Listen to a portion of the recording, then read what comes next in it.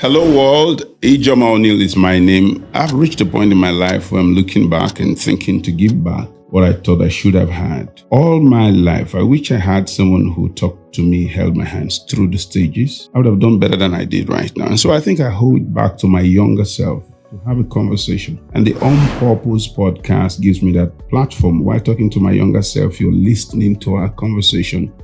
And I believe it can help you wherever you are in your 10s, 20s, 30s, 40s. I'm 52 right now. And I intend to talk this way as I get old. So the seasons will change. The conversations will get more intense. But I know that I've lived enough to give you certain nuggets that will help you in your life, building your faith, building your career, building a loving family, making you healthy, and also investing wisely. I hope that you follow us through this conversation on the Onpurpose podcast and it will be useful to you. God bless you. Hello and welcome to the Onpurpose podcast. Ijoma O'Neill here.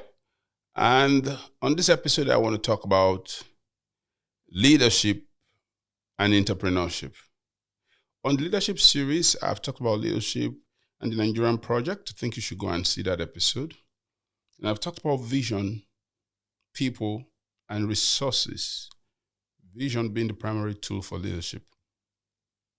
And a visionary person is somebody who has a propensity for delayed gratification, one who thinks long-term and is able to wait through the process, working hard to ensure that the vision becomes a reality. On this episode, I want to talk about leadership and entrepreneurship. I consider entrepreneurship the pioneering of a business. So an entrepreneur is not just someone who is leading a business. It's more than that.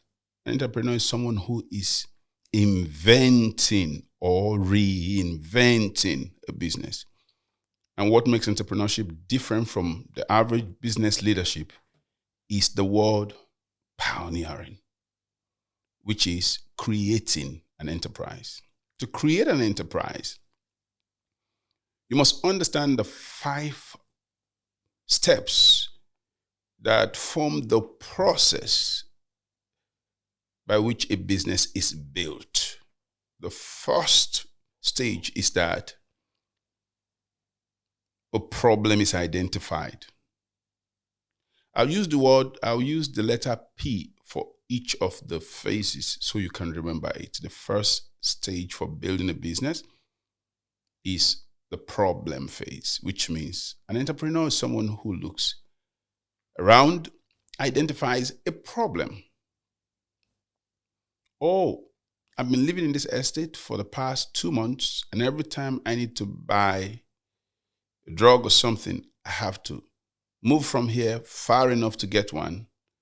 What if this community has a drugstore or something like that? And so the entrepreneur starts first by what? Identifying a problem. Now, to identify a problem, you must think from the perspective of the market. Because very intelligent people live in their own head. And so they can think about a solution that they consider an advancement, but does not have a market appeal. But an entrepreneur thinks the reverse. He thinks from the position of the market. So something can be valuable to you that the market is not ready for. It means it's not valuable to the market. You must identify a need, a problem in the market. So that's the first. Now, having identified this problem, the entrepreneur moves to the next stage, which means he develops a product. This product can be a tangible product or an intangible product. An intangible product can be a service, okay? Like somebody who's cutting people's hair and somebody who's a teacher. So he identifies a problem in the market. Number 2, he develops a product. This product is the solution to the problem. That's the second phase. And once he's able to develop that product, remember, the entrepreneur thinks in a very interesting way. He thinks systematically. He wants to solve a problem, but he doesn't want to solve the problem by him always being there to solve the problem every time. What he wants to do is to solve the problem systematically. So after identifying the problem, he develops the product that is supposed to solve this problem. Hey, this product will solve this problem. And in the mind of the entrepreneur, that product should do for him what an individual would have done being present there. So he identifies the problem, number one. Number two, he develops the product. Now he goes to the third phase, which means he designs a system. So he identifies the problem, he develops product, he designs a system. A system. Now, this system is expected to deliver this product as a solution to the problem. So he identifies the problem, he develops a product, he designs a system that delivers the product as a solution to the problem. Just follow me here. And then he can now move into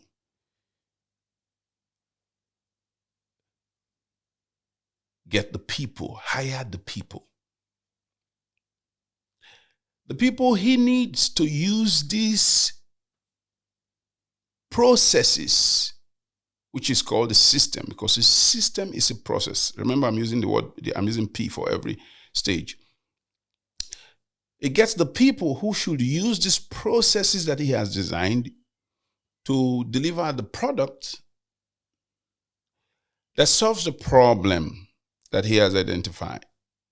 And once he's able to do that, now he can make the last P, which is the end of the product, profit. So look at it.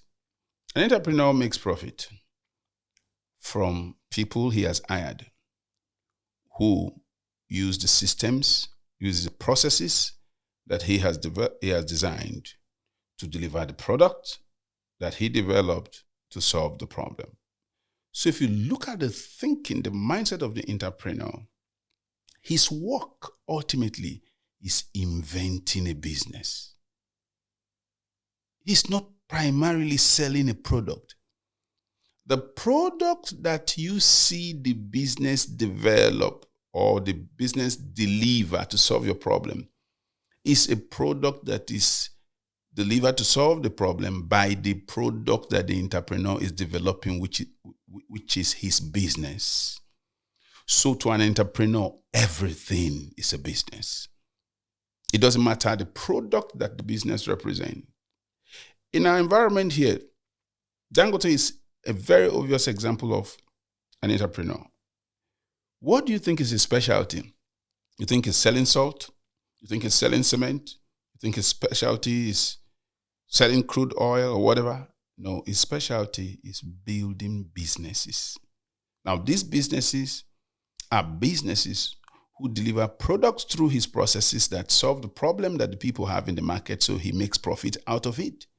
So Dangote constantly profits from problems he has identified that he developed products, designed processes, hired people who did that for him. So if you look at it, I say to people that this is a tedious process. It requires a kind of mindset and it requires a kind of skill set. But more than the mindset and skill set, it requires fundamentally a kind of heart set. If there's a word like that, if you don't have it, you can include it now in your vocabulary. There is what I call the entrepreneurial spirit. If you don't have the entrepreneurial spirit, you cannot succeed being an entrepreneur.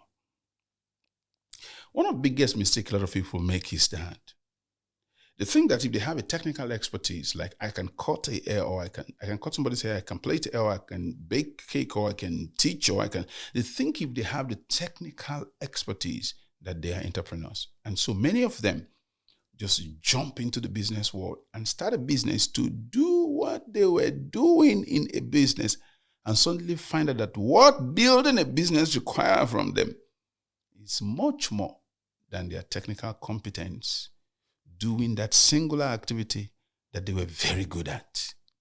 As a matter of fact, that you're a great teacher does not mean you can run a great school. That you're a great preacher does not mean you can run a great ministry. That you're a great lawyer, you can stand in the court and advocate for everyone, doesn't mean you can build a great legal practice. It takes a completely different way of looking at things to do that. I started ministry many years ago, still running it today. I tell people that preaching is only about 10% of the work that needs to be done. The bulk of the requirement for entrepreneurship is leadership. Here I am again. Leadership is God's strategy for dominion. I dare say to you, if all you develop is leadership, you'll be useful across board. If you become a leader, if that's what your focus is, you'll be useful across board. You can be a great parent, because the technical aspect of different endeavor is only about 20% of all that is required. Much of what is needed is leadership. So I'll pivot at this point and talk about the leadership competence or requirement of entrepreneurship. So an entrepreneur is someone, like I said, someone who builds a business from the scratch or reinvents a business. An entrepreneur can buy a struggling business over from you and then rebuild the business from scratch, which means he can reinvent a business because he knows exactly what to do. In some other cases, he may start it from the scratch. Now, the entrepreneurial mindset is a mindset that you could have even as an employee of a business. The people who have entrepreneurial mindset working for you in an organization usually work as owners of their work, of their job. They work knowing that the biggest thing they are doing here is cultivating their own ability to build their own systems and businesses. They don't work like, oh, come and pay me, I'm just a tool in your hand. No. And so the leadership roles that an entrepreneur occupies in a business, number one, is marketing. An entrepreneur must be a marketing leader. What do I mean by that? He is the first promoter of his enterprise. I don't want to mention name, but there's a very known entrepreneur in this country, one who was a chairman of a bank in this country. I just watch him lead across board. He ran a bank, and now he has some other interests in the oil energy sector, and is involved in talent and entrepreneurial development. And I watch him reinvent himself repeatedly to be relevant to people from all ages and stages. I said, this man is a very good marketer. An entrepreneur is a marketing leader, which means he understands the promotional aspect of his business. An entrepreneur is an accounting leader. He understands the bookkeeping, the management aspect of his business. An entrepreneur is also an investment leader. He knows how to stretch his business to other opportunities. And an entrepreneur is also a legal leader. He understands how to use the law for the protection of his business. But apart from that, I want to talk to you about two competences that is very, very important for young business people. And I'll go back to the previous episode. I talked about vision, people, and resources. Every entrepreneur must know how to do two things. These two things is what every leader must know how to do: how to raise people and how to raise money. How to raise people and how to raise money. So, leadership and entrepreneurship are so highly intertwined that you cannot be successful at one without the success of the other. If you want to be a great entrepreneur, the most important thing you have to grow is your leadership capacity. This is quite short, but I want it to be so. And I hope that gets to you right. God bless you.